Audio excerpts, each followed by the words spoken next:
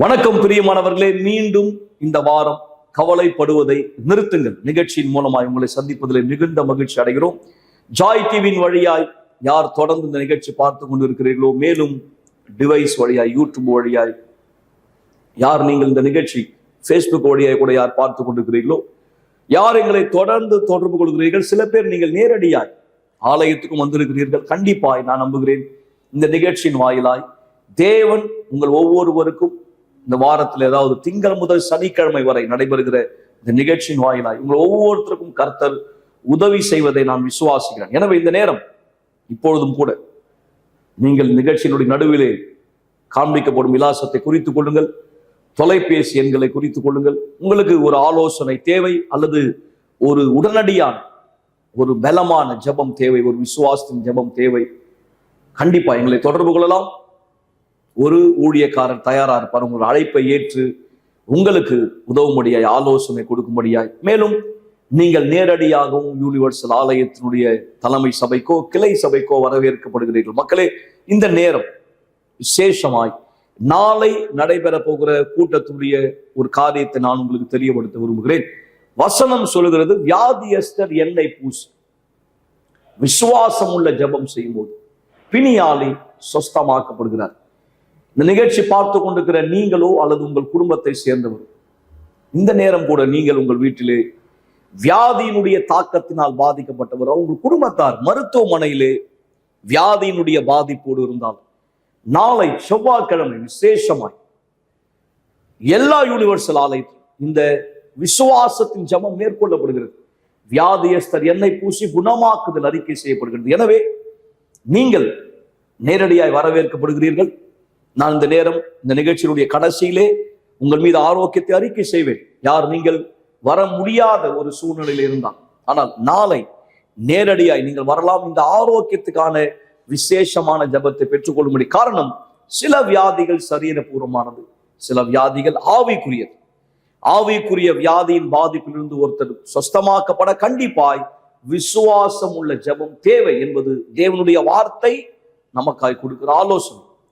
அநேகர் விசுவாசம் உள்ள ஜெபத்தினால் குணமடைந்திருக்கிறார்கள். எனவே நீங்கள் யார் ஒரு ஆவிக்குரிய குணமாக்குதல் தேவை என்கிற ஒரு சூழ்நிலையில் இருந்தால், நான் உங்களை விசேஷமாய் நாளை செவ்வாய்க்கிழமை உங்களுடைய கூட்டத்துக்கு உங்களை வரவேற்கிறேன். மக்களை, இந்த நேரம் நான் உங்களுக்கு ஒரு சிறு வீடியோ ஒளிபரப்ப விரும்புகிறேன். யூனிவர்சல் ஆலயத்தினுடைய நிகழ்ச்சியினுடைய தொகுப்புகள் காரியங்கள் அடங்கிய இந்த ஆப், நீங்கள் இதிலே உங்களை ஈடுபடுத்திக் கொண்டு ஒவ்வொரு நாளும் யூனிவர்சல் ஆலயத்தினுடைய வீடியோக்கள், செய்திகள், மற்ற காரியங்களை குறித்த ஆவிக்குரிய உணவூட்டக்கூடிய காரியங்களை நீங்கள் பெறக்கூடிய தொகுப்புகள் இதில் அடங்கி இருக்கிறது. இதை நீங்கள் பார்க்கும்போது உங்களுக்கு தெளிவாய் புரியும். பிற்பாடு தொடர்ந்து நாம் நிகழ்ச்சியிலே முன்னோக்கி செல்லலாம். நீங்கள் எதிர்பார்க்கிற அனைத்தும் இந்த இடத்தில் உள்ளது. திரைப்படங்கள், தொடர் நிகழ்ச்சிகள், நாடகங்கள், கூட்டங்கள், கருத்தரங்குகள், தியானங்கள், கிறிஸ்துவ நிகழ்ச்சியின் முழு உள்ளடக்கமும் ஒரே இடத்தில். இந்த யூனிவர் வீடியோவில் உங்களுடைய குடும்பத்தார் நீங்கள் ஒன்றிணைத்து பிளே பட்டனை பயப்படாமல் அழுத்தலாம். நிகழ்ச்சிகள் போர்ச்சுகீஸ், ஆங்கிலம் மற்றும் ஸ்பானிஷ் மொழிகளில் உள்ளது. போர்ச்சுகீஸ் மொழி, ஆங்கில மொழி, ஸ்பானிஷ் மொழி, மறக்க முடியாத தருணங்களை அனுபவியுங்கள் பல மொழிகளில் மற்றும் உலகம் எங்கிலும் இருந்து. விரைவில் உங்களுடைய மொழியில் வெளியிடப்பட இருக்கிற 2 தவறவிடப்படாத நிகழ்வுகள், பெருசிய நாட்டின் ராணி மற்றும் இழப்பதற்கு எதுவும் இல்லை என்கிற படங்கள். univervideo.com உங்களை இணைத்துக் கொள்ளுங்கள். அதில் மாற்றத்தை ஏற்படுத்தக்கூடிய எண்ணில் அடங்காத நிகழ்ச்சிகளை கண்டுபிடிப்பீர்கள். யூனிவர் வீடியோ நன்மை செய்யக்கூடிய சமூக வலைத்தளம். நல்லது மக்களை, மீண்டும் நான் உங்களை நிகழ்ச்சியில வரவேற்கிறேன். இந்த நேரம் ஒரு மிக ஆர்வத்துக்குரிய ஒரு காரியம் நான் உங்களிடத்திலே பகிர்ந்து கொள்ள விரும்புகிறேன். அதாவது பிரசித்தமாய் எல்லோருமே அறிந்த இந்த ஜெபம், அதாவது புதிய ஏற்பாட்டிலே மத்தேயு 6ஆம் அதிகாரத்திலே ஆண்டவராக இயேசு கிறிஸ்து தாமே அவருடைய சீஷர்கள் ஜெபிக்கும்படி கற்றுக் கொடுத்த ஜெபத்தினுடைய மாதிரி நம் அனைவரும் அறிந்தது. அநேக இடங்களிலே இந்த ஜெபம் செய்யப்படும். அநேக மக்கள் இதை அறிந்திருக்கிறார்கள். இது பொதுவான பிரசித்தமான ஒரு ஜெபம். இதுதான் மாதிரி. ஜெபத்தினுடைய அடித்தளம். இப்படியா தான் ஜெபிக்கும்படி ஆண்டவர் கற்றுக் கொடுத்தார். ஆனா இதிலே ஒரு ஆர்வத்துக்குரிய காரியம், ஜெபத்தினுடைய முடிவு. இந்த ஜெபத்தை ஆண்டவர் முடித்த உடனே அவர் ஒரு காரியத்தை குறித்து அங்கே குறிப்பிடுகிறார். அதுதான் நான் உங்கள் கவனத்தில் கொண்டு வர விரும்புகிறேன். பரமண்டலங்களில் இருக்கிற எங்கள் பிதாவை என்று தொடங்குகிற இந்த ஜெபம் முடிந்த பிற்பாடு கடைசியாய் ராஜ்யமும் வல்லமையும் மகிமையும் என்றென்றைக்கு உம்முடையவைகளே அப்படின்னு ஆண்டவர் சொல்லி முடித்த பிற்பாடு அவர் தொடங்குகிற அடுத்த வார்த்தை பாருங்க.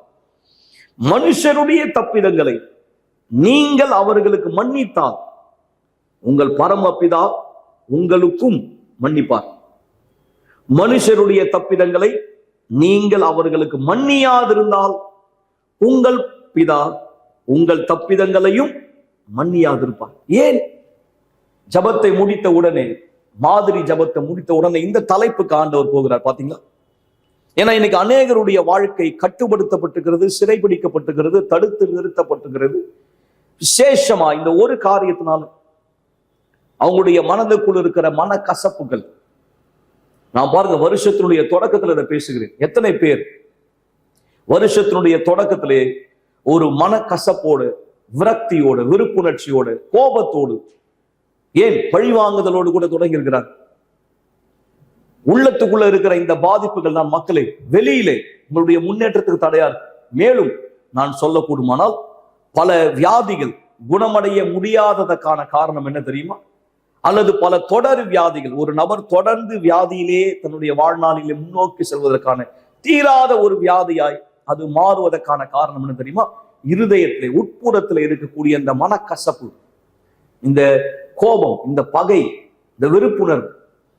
எனவேதான் இயேசு கிறிஸ்துவானவர், ஆண்டவராக இயேசு கிறிஸ்து மாதிரி ஜபத்தை முடித்த உடனே அவர் கொண்டு வருகிற கருத்து என்னன்னு பாருங்க. மன்னிப்பை குறித்து பேசுகிறார். அவர் தாமே அதுக்கு முன் உதாரணம். சிலுவையிலே அவரை ஆணி அடித்த பொழுது, அவரை கஷ்டப்படுத்துகிற பொழுது, துன்புறுத்துகிற பொழுது, பாதிப்படைய செய்த பொழுது அவர் தாமே செய்த ஜபம் என்ன? பிதாவே, இவர்கள் செய்வதறியாது செய்கிறார்கள், இவர்களுக்கு மன்னியும். இப்ப நீங்க யார்? யார் மேலையும்? குடும்பத்தார் மேல, சக தொழிலாளி மேல, சில நேரம் உங்கள் மேலே கூட நீங்க மன்னித்துக் கொள்ளாதவரா இருக்கிறீங்க. நீங்கள் செய்த தவறுக்கு நீங்களே உங்களை மன்னித்துக் கொள்ள விரும்பவில்லை. எனவேதான் மேலும் மேலும் நீங்க அந்த தவறை செய்துகிட்டே இருக்கீங்க. உங்களால வெளியே வர முடியல. குற்ற உணர்ச்சி. நீங்கள் மன்னியாதிருந்தால் மக்களே, பிதாவும் உங்களுக்கு மன்னிப்பதில்லை. நாம் இந்த காரியத்தினுடைய அடுத்த பகுதிக்கு செல்வதற்கு முன்பாய் இதோ இந்த அற்புதமான சாட்சி நீங்க கேட்கும்படி விரும்புகிறேன். இந்த வசனம் எவ்வளவு உண்மை. ஆண்டவர் இங்க மன்னிப்பை குறித்து பேசுவதனுடைய நோக்கம் என்ன? இந்த சாட்சி நீங்கள் கவனிக்கும்படி விரும்புகிறேன். நீங்கள் மிக தெளிவாய் கண்டிப்பாய் புரிந்து கொள்வீர்கள் இதனுடைய ஆழம், இதனுடைய சக்தி என்ன என்பதை.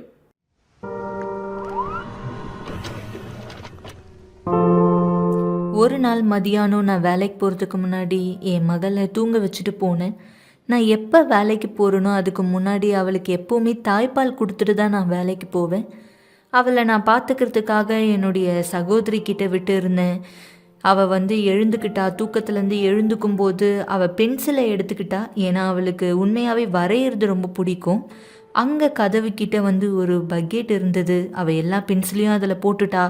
அதை எடுக்கிறதுக்காக என்ன பண்ணா, அவள் முயற்சி செஞ்சா.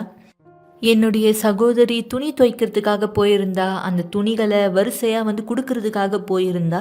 அவள் திரும்ப பார்க்கும்போது என்னுடைய மகள் அந்த பக்கெட்டுக்குள்ளே இருந்தா. என் குடும்பத்திலேருந்து ஒருத்தர் என் வேலைக்கு வந்திருந்தாரு. நான் கேட்டேன், இப்போ எங்கே வரணும்னு. அவர் இந்த செய்தியோடு வந்திருந்தார். சீடா, நான் கேள்விப்பட்டேன் உன் மகளுக்கு ஒரு சம்பவம் நடந்திருக்கு. அவள் சூடாக இருக்க தண்ணியில் விழுந்துட்டான்னு. அவளை காப்பாற்றியாச்சு. அந்த தருணம் நான் உடனடியாக மயங்கி விழுந்துட்டேன். நான் திரும்ப வரும்போது மக்கள் எல்லாம் சொல்லிட்டு இருந்தாங்க, அவகிட்ட சொல்லாதன்னு. மருத்துவர் பொறுமையாக என்கிட்ட சொன்னார், இங்கே பாருங்கள், உங்களுடைய மகளுக்கு எங்களால் முடிஞ்ச எல்லாத்தையும் நாங்கள் செஞ்சிட்டோம். நான் துரதிருஷ்டவசமாக எதுவுமே வேலை செய்யலை, அவள் இறந்துட்டான்னாரு. எப்போ இறுதி சடங்கு செய்ய வேண்டியதோ, என் மகளை அடக்கம் பண்ண வேண்டிய நேரம் வந்ததோ, என்னால் அதை ஏற்றுக்க முடியல. நான் சொன்னேன், தேவனே, ஆண்டவர் எங்க? ஏன் நான் கஷ்டப்படுறதுக்காக பிறந்திருக்கேன்? என்கிட்ட எதுவுமே இல்லை, என்கிட்ட இருந்ததையும் நீங்கள் எடுத்துக்கிட்டீங்க ஆண்டவரே. நான் தேவனை குறை சொல்ல ஆரம்பித்தேன். ஏன்னா அந்த வலி எரிச்சலாக இருந்தது. என்னால் அதை ஏற்றுக்க முடியல. பல தடவை இறுதி சடங்குல நான் மயங்கி விழுந்துட்டேன். நான் என் மகளுடைய அப்பா கிட்ட இருந்து பிரிஞ்சிருந்தேன். அதனால தான் நான் அவரையும் வந்து குறை சொன்னேன். ஏன்னா இந்த பிரிஞ்சதுனால தான் நான் என்னுடைய பெற்றோர்கள் வீட்டுக்கு வந்தேன். நான் என் மகளோடு கூட மட்டும் அந்த வீட்டில் தனியாக இருந்தேன். அந்த இறுதி சடங்கில் என்னுடைய மகளுடைய அப்பா ரொம்ப கஷ்டப்பட்டார். அவர் தற்கொலை பண்ணிக்க கூட முயற்சி செஞ்சார். அவர் பாத்ரூமுக்கு போனார். அதை என்னுடைய அப்பா பார்த்துட்டு அவர் பின்னாடியே பின்தொடர்ந்து போனார். ஏன்னா அவர் தன்னைத்தானே கொன்னுக்கணும்னு நினச்சாரு. ஏன்னா அவரால் எங்களுடைய மகளுடைய இழப்பை ஏற்றுக்க முடியல. அதே மாதிரி எங்கள் திருமணமும் அழைக்கப்பட்டிருந்தது. அன்னையிலேருந்து என்னுடைய மகள் என் கூட இல்லாததுனால எல்லாருமே வந்து என்னை விட்டுட்டு போயிட்டாங்க. அதுக்கு பிற்பாடு மன அழுத்தமானது வந்தது. என் ஆத்துமா வேதனையாக இருந்தது. அந்த வலி ரொம்ப அதிகமாக இருந்தது. எப்போ நைட்டு வருதோ என்னுடைய மார்பகம் தாய்ப்பால்னால சுரந்துட்டுருக்கும். நான் என் மகளை ரொம்ப தவற விடுவேன். நான் அழுவேன். என்னுடைய ரூம் கதவை சாத்திக்கிட்டு தூங்க முடியாது. மணிக்கணக்கான நேரங்களை நான் செலவு செய்வேன். எப்போ நான் தூங்க போகிறேன்னா அது ஏற்கனவே காலையில் ஆகிடும். நாட்கள், மாதங்கள், வாரங்கள் கடந்தது. ஆனால் இன்னமும் அந்த வலி எனக்குள்ளே தான் இருக்குது. நான் காரணமே இல்லாமல் தெருக்கல்ல போவேன். எனக்கு நானே பேசிப்பேன். 46 கிலோ இருந்தேன். எனக்கு சாப்பிட பிடிக்கல, தண்ணி குடிக்க பிடிக்கல. வருஷத்தினுடைய முடிவு வந்தது. அது கிறிஸ்மஸ் பார்ட்டியாக இருந்தது. நியூ இயர் நைட்டு எல்லாருமே கொண்டாடிட்டு இருந்தாங்க. ஒருத்தர் அணைச்சிக்கிட்டாங்க. நான் எல்லாத்தையுமே பார்த்தேன். நான் சொன்னேன், என் தேவனே, எல்லாரும் சந்தோஷமாக இருக்கும்போது இந்த வலி எனக்குள்ளே எப்படி இருக்க முடியும்? என் சகோதரியால் என் கண்ணை கூட பார்க்க முடியல. ஏன்னா அவள் குற்ற உணர்ச்சியோடு இருந்தா. அவளும் வியாதிப்பட்டா. அவளுக்கும் மன அழுத்தமானது இருந்தது. அவளும் அதிகமாக கஷ்டப்பட்டா. என் வாழ்க்கை வெறும் கசப்போடு தான் இருந்தது. 24 மணி நேரமே என் ஆத்துமால வலி இருந்தது. என்னுடைய மன அழுத்தத்தினால ஏற்கனவே 2 வருஷம் வந்து கடந்துடுச்சு. நான் என்னுடைய வீட்டில் இருந்தேன். என்னுடைய ஆன்ட்டி என்னை வந்து பார்க்குறதுக்கு வந்திருந்தாங்க. ஏற்கனவே நடந்த எல்லாமே அவங்களுக்கு தெரியும். ஏன்னா அவங்க என் சூழ்நிலையை பார்த்தாங்க. நான் கஷ்டப்படுறேன்னு. நான் பலவீனமாக இருந்தேன். அவங்க எனக்கு ஒரு அழைப்பு கொடுத்தாங்க. என்னை யுனிவர்சல் ஆலயத்துக்கு கூட்டிகிட்டு போனாங்க. ஆலயத்துக்குள்ளே என்னை நல்லா வரவேற்றாங்க. அங்கே ஒரு துணையாளர் இருந்தாங்க. அவங்க என் கூட உட்கார்ந்தாங்க. அவங்க இப்படியா சொன்னாங்க, அங்கே இருக்க பீடத்தை பாருங்க. அங்கே இருக்க பீடத்தை உங்களால் பார்க்க முடியுதா? அவர்கிட்ட போங்க. உங்களுடைய ஆத்மாவை அங்கே வைங்க. தேவனிடத்துல பேசுங்க. எந்த வழியை நீங்கள் உணர்றீங்களோ அது தொலைந்து போகும். அப்போதான் நான் பீடத்துக்கிட்ட போனேன். நான் பீடத்துக்கிட்ட கசப்போடு மிகப்பெரிய சோகத்தோடு நான் முழங்கால் படியிட்டு சொன்னேன், தேவனே, நான் சொன்னேன், என் தேவனே, இந்த வலியை என்னிடத்துலேருந்து எடுத்து போடுங்க. என்னை பார்த்துக்கோங்க தேவனே. ஏன் இந்த வலியை நான் உணர்றேன்? ஏன் இதை நான் கடந்து போகிறேன்? நான் பீடத்தை விட்டு என் வீட்டுக்கு போகும்போது ஏற்கனவே நான் அந்த சமாதானத்தை பெற்றேன். நான் ஏற்கனவே வெளியே வந்துட்டேன். நான் தூங்குனேன். நான் பல நாளுக்கு அப்புறம் தூங்குனேன். எப்போ நான் திரும்ப ஆலயத்துக்கு போக ஆரம்பிச்சேனோ நான் கூட்டங்களில் கலந்துக்கிட்டேன்.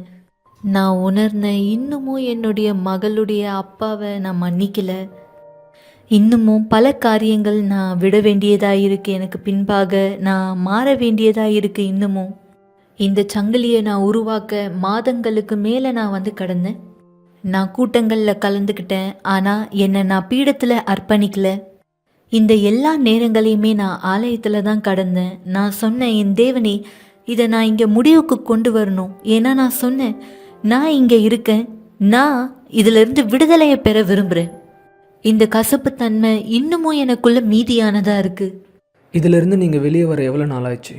நான் வருஷக்கணக்காக ஆலயத்தில் இருக்கேன். இன்னமும் நான் அதே தான் உணர்றேன். அதே வலியை, அதே கசப்புத்தன்மையை. சொல்லணும்னா ஆலயத்துக்குள்ளே கூட எனக்கு சமாதானம் இல்லை. ஆனால் ஒரு குறிப்பிட்ட நாளில் பீடத்துலேருந்து ஒரு வார்த்தை எனக்கு வந்தது. அந்த வார்த்தையினால தான் நான் சொன்னேன், என் தேவனே, இன்னைக்கு உங்களுடைய ஆவி எனக்கு வேணும். எங்க தேவனுடைய மனுஷர் பரிசுத்த ஆவியை பெற்றுக்கொள்ளுங்க, எல்லாமே உங்களோட வாழ்க்கையில் புதிதாக மாறுன்னு சொன்னாரோ, அங்கே தான் நான் பரிசுத்த ஆவியை உணர்ந்தேன். அவர் ஒருத்தர் மட்டும்தான் என்னுடைய மகளுடைய இழப்பை, என் மகள் இல்லாததை நிரப்ப முடியும். பரிசுத்தாவி எனக்குள்ள வந்தாருன்னா என் மகளோடு கூட நான் இருந்த எல்லா எண்ணங்களுமே, அவ மேலே என்னோட இருதயத்தை வச்சது, நான் அவளுக்காக கஷ்டப்பட்டது, இது எல்லாமே பரிசுத்தாவியானவர் எனக்குள்ள வந்தாருன்னா இது எல்லாமே மாற்றப்படும். அதனால நான் சொன்னேன், என் ஆண்டவரே, மிக சரியா உங்களுடைய ஆவி எனக்குள்ள வேணும். இஸ்ரவேல் சிறப்பு நிகழ்ச்சியானது வந்தது. நான் என்ன அர்ப்பணிச்சேன், பீடத்தின் மேலே ஏறக்கூடிய நாளானது வந்தது. நான் என் வாழ்க்கையை அங்கே தந்தேன். நான் பீடத்தின் மேலே ஏறி சொன்னேன், தேவனே தேவனே, இதோ இங்க நான் வைக்கிறேன். உங்க பீடத்துக்கு முன்னாடி எல்லா கசப்பு, எல்லா வலி, என் ஆத்மாவை மாற்றி இதோ இங்க வைக்கிறேன். பீடத்துக்கு மேலே எனக்கு உங்களுடைய ஆவி தேவை. நான் புதிய வாழ்க்கையின் கதையை வாழ்றதுக்காக நான் அங்கே வச்சேன். என்னை காயப்படுத்தின எல்லாத்தையுமே நான் தியாகம் செஞ்சேன். பொருள் ரீதியான தியாகம் மட்டும் இல்லை, நான் தியாகம் செஞ்சேன் என்னுடைய பெருமையை நான் பீடத்தில் வைக்கிறதுக்காக. வெறுப்புணர்ச்சியை விட்டேன். என் ஆத்மாவின் வலியை நான் பரிமாறிக்கொண்டேன். ஏன்னா எதுக்காக என் வாழ்க்கையை நான் அர்ப்பணிச்சேனோ, தேவனோட ஆவிக்காக. என் மகளை இழந்த அந்த வலி, என்னை சுற்றி பல மக்கள் இருந்தாங்க. பல மக்கள் என்னை சுற்றி இருந்தாலுமே எனக்கு அந்த இடத்துல நானும் தேவனும் மட்டும்தான்றத போல இருந்தது. எனக்கு இந்த மாதிரி தான் இருந்தது. அது எனக்கு எப்படி இருந்ததுன்னா, என்னுடைய சத்தத்தை அவர் கேட்டுட்ருக்காரு. அங்கே தான் நான் பரிசுத்தாவியை பெற்றுக்கொண்டேன். அங்கே தான் நான் எனக்குள்ள அந்த உறுதியானதை பெற்றுக்கொண்டேன். அங்கே தேவன் இருக்கிறாருன்ற உறுதியை பெற்றுக்கொண்டேன். அவர் என்னுடைய சத்தத்தை கேட்டுட்ருக்காரு. அந்த வெறுமை, என்கிட்ட இருந்த எல்லாமே, அந்த சோகம் தொலைஞ்சு போச்சு. அது தொலைஞ்சு போச்சு ஏன்னா பரிசுத்தாவி எனக்குள்ள வந்தார். எல்லாமே புதிதாக மாறுச்சு. மக்கள் என்னை ஏதோ வித்தியாசமாக வந்து பார்த்தாங்க. எனக்கு ஏற்கனவே விருப்பமானது இருந்தது. எனக்கு பரிசுத்தாவி கிடைச்சிடுச்சுன்னு நான் எல்லார்கிட்டையும் சொல்றதுக்காக.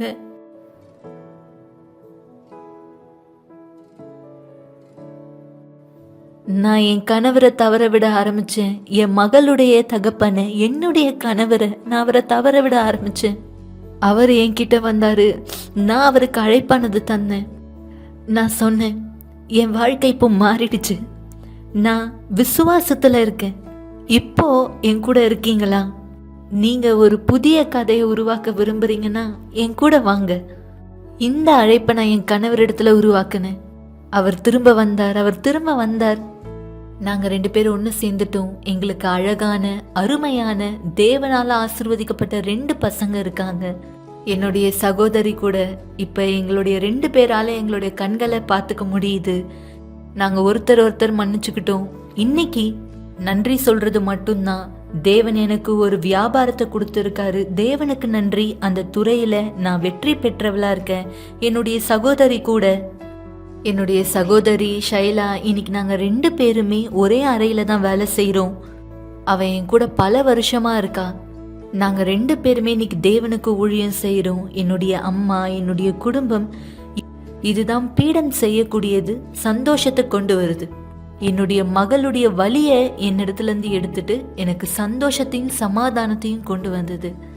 நான் நினச்சேன் இந்த வலி ஒரு பொழுதும் போகாதுன்னு. ஆனால் எப்போ என் வாழ்க்கை பீடத்தில் அர்ப்பணிச்சனோ அங்கே என்னுடைய பரிமாற்றத்தை நான் ஏற்படுத்தினேன்.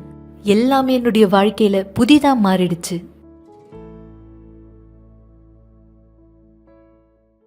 மீண்டும் நான் உங்களை நிகழ்ச்சியில வரவேற்கிறேன். மக்களை, நீங்க இந்த சாட்சி கேட்டீங்களா? கவனிச்சீங்களா?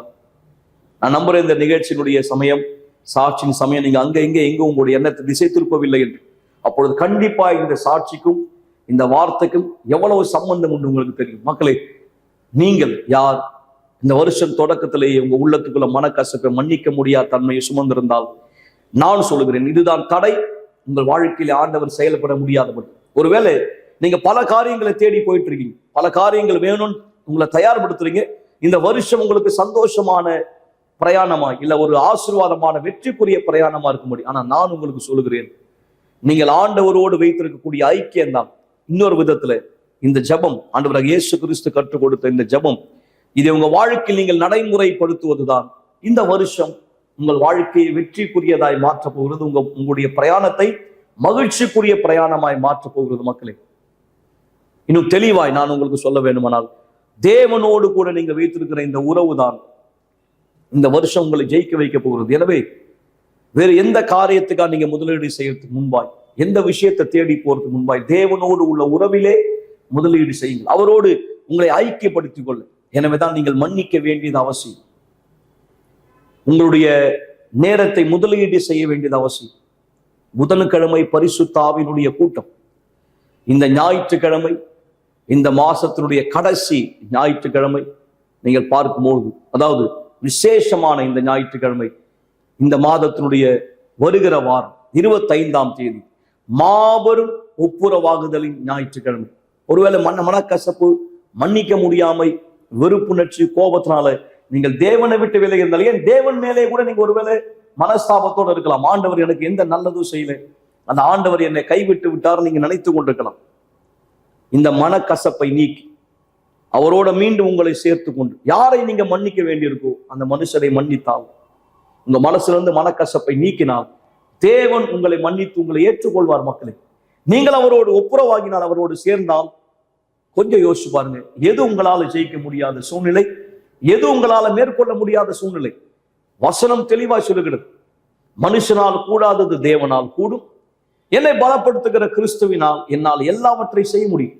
அவர் வந்து உங்களை பலப்படுத்தும் போது எது உங்களால செய்ய முடியாத காரியம்? மக்களை யோசித்து பாருங்க. எனவே சரியான தீர்மானம், மன்னியுங்கள், மன்னிப்பை பெற்றுக்கொள்ளுங்கள். ஞாயிற்றுக்கிழமை தேவனோடு உங்களை ஒப்புரவாக்கிக் கொள்ளுங்கள். இந்த வருஷம் உங்க பிரயாணம் சுமையா இருக்காது. நீங்கள் வெற்றி குறைவராய் மாறுவீர்கள். உங்கள் வாழ்க்கையிலே முன்னோக்கி செல்லும்படி இதோ அதி அற்புதமான இந்த சாட்சி நான் உங்களுக்கு முன்வைக்க விரும்புகிறேன். சாட்சியினுடைய நிறைவிலே நீங்கள் ஒரு டம்ளர் தண்ணீரோ ஒரு பாட்டில் தண்ணீரோ ஆயத்தப்படுத்திக் கொள்ளுங்கள். நாம் ஜபத்திலே ஒன்றிணைய போகிறோம். கர்த்தர் உங்களை, உங்கள் குடும்பத்தை ஆசீர்வதிப்பார். நான் தேவனை விட்டு தொலை தூரத்துல இருந்தேன். அவரை விட்டு நான் 12 வருஷம் செலவழிச்சேன். குடிப்பழக்கத்துக்கு நான் ரொம்ப அடிமையானேன். பார்ட்டிஸ்க்கு போனேன், நைட் கிளப்ஸ்க்கு போனேன். நான் அந்த அளவுக்கு அதிகமாக குடிப்பேன். என்னுடைய சுயநிலவை இழந்து அடுத்த நாள் நான் எங்கன்னா விழுந்திருப்பேன். என்ன பண்ணுறதுன்னு தெரியாத ஒரு நினைவில் நான் இருந்தேன். அடுத்த நாள் நான் எழுந்துக்கும் பொழுது எனக்குள்ளாக அந்த வெறுமை, அந்த சோகத்தன்மை, மன அழுத்தமானது அதிகமாக இருந்தது. பிற்பாடு நான் புரிஞ்சுக்கிட்டேன், எனக்குள்ளாக என்ன ஒரு விஷயம் தவற விடப்படுறது. நான் பிற்பாடு புரிஞ்சுக்கிட்டேன், அது என் ஆத்மா, என்னுடைய ஆவிக்குரிய வாழ்க்கை, தேவனுடைய பிரசனம் எனக்கு தேவையாக இருந்தது. அந்த நேரத்தில் நான் கவனித்தேன், திருவிருந்தின் பாத்திரத்தை ஒரு கப் மதுவுக்காக நான் அதை மாற்றிக்கிட்டேன். நான் நினச்சேன் என்னுடைய வெறுமையை அது நிரப்போன்னு. அந்த தருணத்தில் நான் நினச்சேன், நான் நம்பினேன், நான் சந்தோஷமாக தான் இருக்கேன்னு. அது எல்லாமே என்னுடைய கற்பனையாக இருந்தது. ஆனால் உண்மையில் என்னை எதுவுமே நிரப்பலை. ஏன்னா அடுத்த நாள் நான் எழுந்துக்கும் போது நான் சோகத்தோடு, வெறுமையோடு, தேவனுடைய பிரசனம் தேவைன்ற எண்ணத்தோடு தான் எழுந்துப்பேன். அப்போ தான் நான் புரிஞ்சுக்கிட்டேன், நான் சந்தோஷத்தை தவற விடுறேன். அதை திரும்ப பெறறதுக்கு நான் என்ன செய்யணும்னு நான் யோசிக்க ஆரம்பித்தேன். இனிமேலும் எனக்குள்ளாக இல்லாத சந்தோஷத்தை நான் எப்படி பெறறதுன்னு யோசிக்க ஆரம்பித்தேன். என்னால் அதை பார்க்க முடியல, ஏன்னா அது ஆவிக்குரியதாக இருந்தது. தேவனோடு எனக்கு இருந்த அந்த உறவை நான் இழந்த நபராக இருந்தேன். 12 வருஷம் நான் வாழ்ந்த வாழ்க்கை தேவனை விட்டு தொலை தூரத்தில் இருந்தது. அது எல்லாமே ஒரு கற்பனையாக இருந்தது. அநேக நேரத்தில் மக்கள் நினைக்கிறாங்க இந்த உலகத்துக்குரிய விஷயம் அவங்களுடைய வெறுமையை நிரப்போன்னு சொல்லிட்டு. ஆனால் உண்மையில் எதுவுமே நிரப்புறதில்ல. அது எல்லாமே தற்காலிகமானது. அது எல்லாமே ஒரு கற்பனையாக இருந்தது. நான் ஒரு பார்வையற்ற நபராக இருந்தேன். எனக்கு ஆவிக்குரிய பலன் இல்லை பிசாசை எதிர்த்து நிற்கிறதுக்காக, தேவனிடத்துல திரும்பி வர்றதுக்கு. எனக்கு ஞாபகம் இருக்கு, ஒரு நாள் இரவு ஒரு சண்டையானது ஏற்பட்டது. அசுத்தங்கள் ஒன்றும் பேசிக்க ஆரம்பிச்சு, இது எல்லா அசுத்தமும் என்னை எதிர்த்து என்னை தாக்க வந்தது. அந்த நேரம் நான் கத்த ஆரம்பித்தேன். என் கூட இருந்த என்னுடைய நண்பர்கள் யாருமே எனக்கு அந்த நேரம் உதவி செய்யல. அந்த கஷ்டமான நேரத்தில் எனக்கு யாருமே உதவி செய்யல. அந்த கடினமான நேரத்தை நான் கடந்து செல்லும் பொழுது கூட என் கூட இருந்த யாருமே எனக்கு உதவி செய்யல. அடுத்த நாள் நடந்த எல்லா விஷயத்தையுமே நான் எங்கள் அம்மா கிட்ட சொன்னேன். எங்கள் அம்மா எல்லா நேரமும் என் கூட இருந்தாங்க நான் திரும்பி வர்றதுக்காக. ஆனால் நான் தான் அதை எதிர்த்துட்டே இருந்தேன். தேவனுடைய அழைப்பை நான் எதிர்த்து நிற்கிற நபராக இருந்தேன். அவங்களுடைய அழைப்பை நான் எல்லா நேரமுமே மறுதளித்தேன். ஆனால் நான் அவங்க கூட போகல. நான் இந்த சூழ்நிலை கடந்து செல்லும் பொழுது எனக்கு ஞாபகமானது வந்தது, நான் எப்படி சந்தோஷமாக இருந்தேன்னு. என் வாழ்க்கையின் மீதாக தேவனுடைய பாதுகாப்பு இருந்தது. இது எதுவுமே எனக்கு முன்னாடி நடக்கலை. நான் எப்போல்லாம் தேவன்கிட்ட போகணும், நான் ஆலயத்துக்கு போகணும்னு நினைக்கிறேனோ அந்த நேரத்தில் எனக்கு எதனா நடக்கும். எப்போல்லாம் நான் எப்படின்னா போயிடணும்னு நினைக்கிறேனோ அந்த நேரத்தில் எனக்கு ஒரு தடையானது நடக்கும். நான் காரில் ஏறி போகணுன்னு ஆரம்பிக்கும் பொழுது என் டயர் வெடிச்சிடும். எல்லா நேரமும் எதனா ஒரு விஷயம் நடக்கும், என்னை தடுக்கிறதுக்காக, என்னை நிறுத்துறதுக்காக. திடீர்னு என் ஃப்ரெண்டு ஃபோன் பண்ணி வா வெளியே போகலான்னு கூப்பிடுவாங்க. தேவனை தேடுன்னு சொல்கிற சத்தத்துக்கு நான் செவி கொடுக்காத நபராக இருந்தேன். அந்த நேரம் நான் கவனம் கொடுக்காத நபராக இருந்தேன். நான் கவனிக்க ஆரம்பித்தேன். இந்த உலகத்துக்குரிய விஷயம்னு சொல்லும் பொழுது அதை செய்ய போகும்பொழுது எந்த தடையுமே இல்லை. ஆனால் தேவனுக்குரிய விஷயம் சொல்லும் பொழுது எதனா ஒரு தடை வந்து தடுக்கிறதா இருக்கும். அது ஒரு போராட்டமாக இருக்கும் அந்த இடத்துக்கு சென்று அடையிறதுக்காக. என் ஆத்மாக்குள்ளாக இருந்த அந்த வெறுமையை இனிமேவும் என்னால் தாங்க முடியாமல் இருந்தது. பிற்பாடு ஒரு தருணத்தில் நான் என் காருக்குள்ளே போனேன். தேவனுடைய பிரசன்னத்தில் நான் இருக்கும் பொழுது நான் எப்படி இருந்தேன்னு நான் நினைவு கூற ஆரம்பித்தேன். இணையதளத்தில் யூனிவர்சல் ஆலயம் என் பக்கத்தில் எங்கே இருக்குன்னு நான் பார்த்தேன். நான் ஆலயத்துக்கு போனேன் தேவனுடைய பிரசன்னத்தை தேடுறதுக்காக. எப்படி மீன்கள் தண்ணி இல்லாமல் கடல் இல்லாமல் இருக்க முடியாதோ அதே மாதிரி தான் தேவன் இல்லாமல் நம்மளால இருக்க முடியாது. தேவனுடைய பிரசன்னத்தில் தான் நம்மளுக்கு பாதுகாப்பு இருக்கு. நம்ம விசுவாசத்தை பாதுகாக்க முடியும். And to beg for his forgiveness, saying, Father, I don't deserve to be your child, but I humble myself before you, Lord.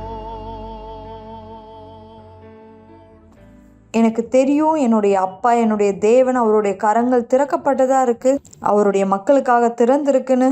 நான் எப்போ திரும்பி வந்தனோ எனக்கு புது சிந்தனையானது கிடச்சிது. தேவனுடைய சிந்தனை கிடச்சிது.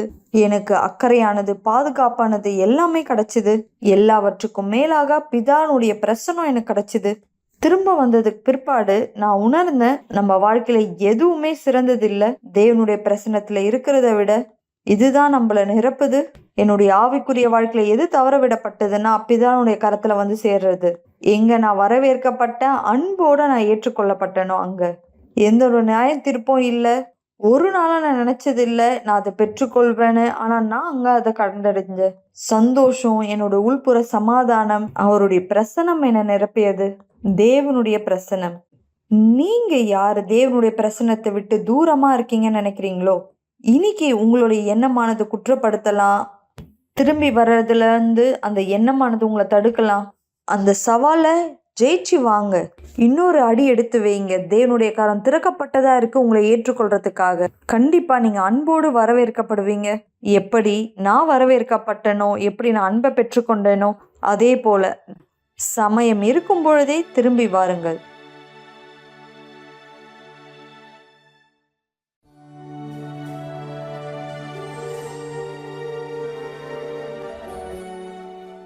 ஜெபம் தேவனுடனான நம்முடைய தொடர்பாகும். நீங்கள் சாட்சிகளை பார்த்தீர்கள், நீங்கள் வார்த்தையை கேட்டீர்கள். ஆனால் இப்பொழுது தயவு செய்து கண்களை மூடியிருங்கள். ஜெப நேரத்திற்காய் நாம் நம்மை ஆயத்தப்படுத்திக் கொள்ளலாம்.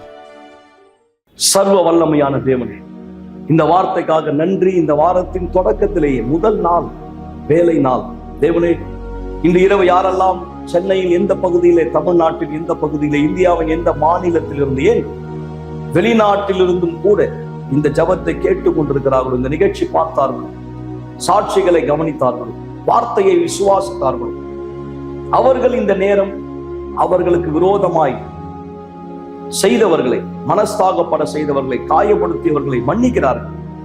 நான் உம்மிடத்தில் கேட்கிறேன், பரமபிதாவே, நீரும் அவர்களுக்கு மன்னிக்கும்படி நாங்கள் மன்னிப்பது போல எங்களுக்கு மன்னித்தருள். இப்போதே மனசில் இருக்கிற இந்த சுமை, இந்த பாரம், இவ்வளவு வருஷமாய் இவரை பிடித்துக் கொண்டிருந்த அந்த வெறுப்புணர்ச்சி, கோபம், பகை நீங்கட்டும் தகப்பு. இந்த தண்ணீரை பருகுதலின் மூலமாய் உட்புறத்தில் இருக்கிற காயங்களும் சரி, சரீர வெளிப்புறத்தில் இருக்கிற பலவீனங்களும் மறையும். வல்லமை தண்ணீரின் மூலமாய் இவருடைய சரீரத்துக்குள் பாய்ந்து செல்லட்டும். உம்முடைய ஜீவன் இவருக்குள் பிரவேசிப்பதா. தண்ணீரை ஆசீர்வதிக்கிறேன். மன்னித்த இவர்கள் மீது உம்முடைய மன்னிப்பை அறிக்கை செய்கிறேன். இவர்கள் மீதும் குடும்பத்தார் மீது குணமாக்குதலை அறிக்கை செய்கிறேன். ஆண்டவராக இயேசுவின் பெயரால் நன்றி பிதாவே, ஆமென். ஆசீர்வாதமான தண்ணீரை பருகுங்கள் மக்களே. மறந்து விட வேண்டாம், இதை குறித்து யோசிங்க. கண்டிப்பா நீங்க இந்த நேரம் வித்தியாசத்தை உணர்கிறீர்கள். நாளை இரவு மீண்டும் இதே நிகழ்ச்சியில் உங்களை சந்திக்கும் வரை தேவன் உங்கள் அனைவரை ஆசீர்வதிப்பாராக.